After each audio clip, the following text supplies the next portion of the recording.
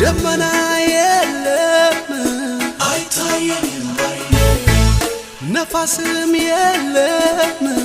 አይታየኝም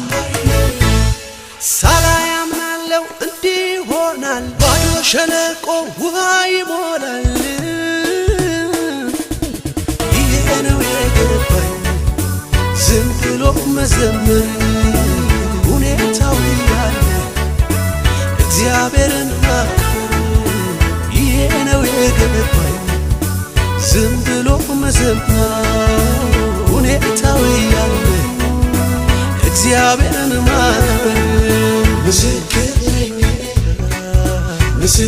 ነኝ አይቻለውኝ ሲሰራ